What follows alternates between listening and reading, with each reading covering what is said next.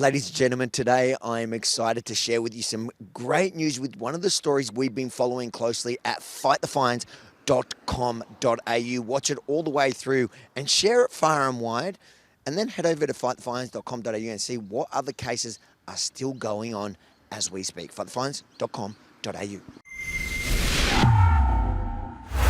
Other Yemini for Rebel News in the southeast suburbs of Melbourne, here finally to give you some good news in the story with Nick Patterson. If you recall, late last year we were in court with Nick covering his story, where we even managed to confront the DHHS officer responsible for his charges. How you doing, sir? Are you confident you were lawfully a authorised officer, sir?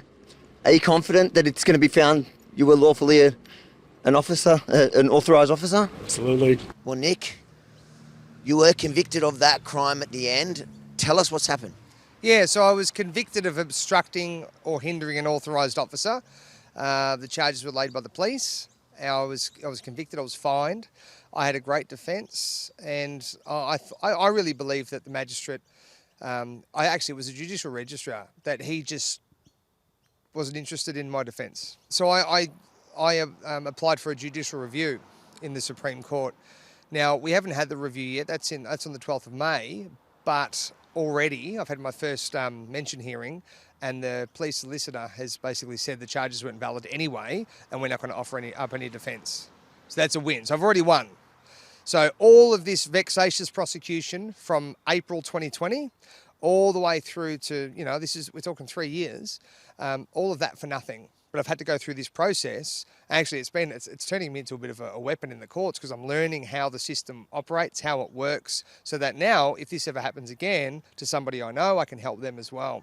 So the judicial review, that's scheduled for next month, and we've put a whole lot of submissions in there. I think we're going to get a good result as well, especially when they've already thrown out the charges. We haven't even had the review yet.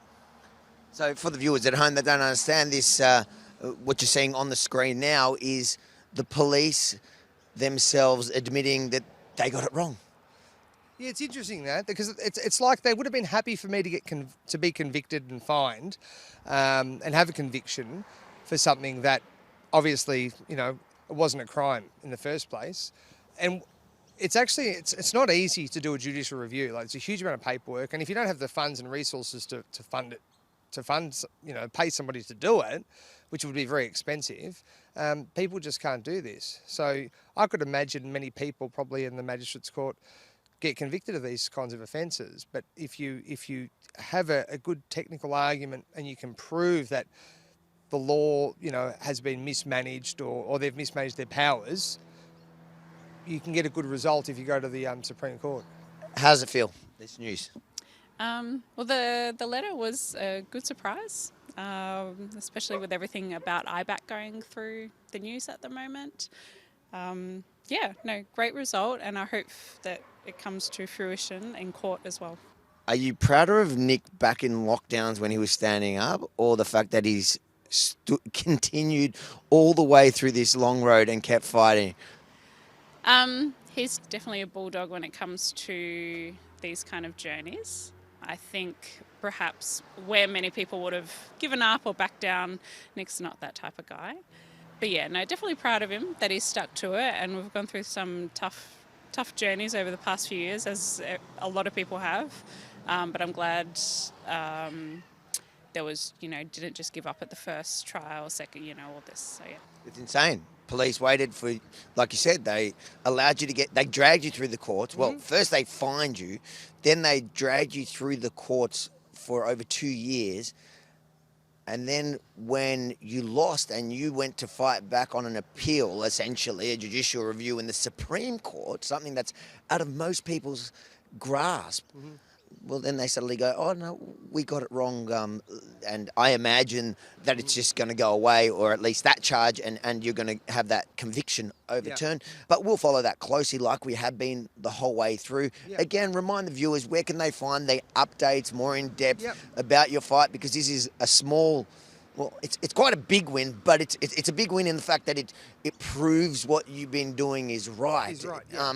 but it's small in comparison with the fight you have ahead of you. Yeah. Where can people find the details for that? Yeah, it's fightcorruptpolice.com, and the emphasis is on corrupt. It's not fight police, it's fightcorruptpolice.com. So do they have to type it in as capital corrupt? No, I'm just... No. And I'm on Telegram, so t.me/fightcorruptpolice. So yeah, this is a big win in that I have a big trial coming up for these alleged assault charges that you've been covering as well on the 1st of June. By winning this, it's less ammo for them to throw at me in the trial.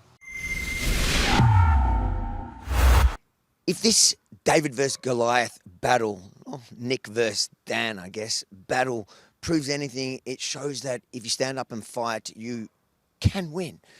So make sure to like, comment, but most importantly, share it far and wide, because I guarantee you that no one in the mainstream media will tell this story, this victory, to the world, because it doesn't suit the narrative. And then head over to fightthefines.com.au, see all the other cases that are running as we speak, some through our campaign and others like Nick on their own. fightthefines.com.au.